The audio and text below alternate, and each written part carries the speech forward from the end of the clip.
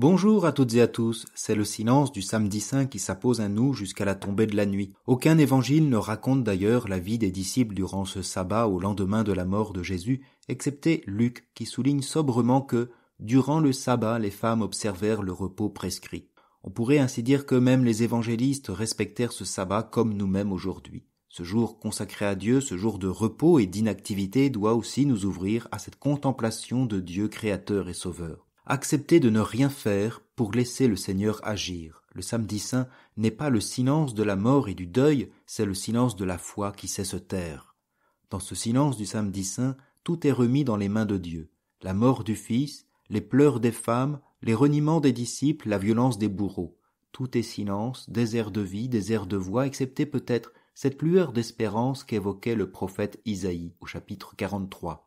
Voici que je fais une chose nouvelle, elle germe déjà, ne la voyez-vous pas? Oui, je vais faire passer un chemin dans le désert, des fleuves dans les lieux arides.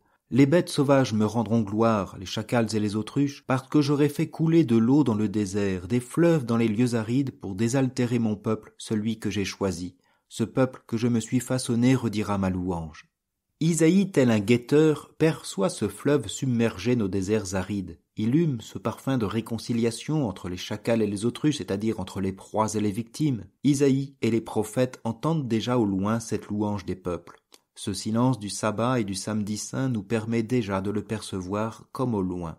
Aujourd'hui, dans ce silence, le Seigneur seul agit. Un chemin s'ouvrira dans nos déserts, chemin pavé de ces 40 jours passés en compagnie de ces germes d'espérance, depuis l'Éden jusqu'aux sources d'eau chaude d'Anna, depuis l'acacia, le cèdre jusqu'aux raisins trouvés au désert, depuis les récriminations du peuple jusqu'à la reconquête de l'épouse infidèle.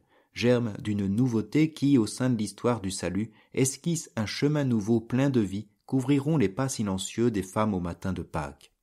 Voici que je fais une chose nouvelle, elle germe déjà, ne la voyez-vous pas?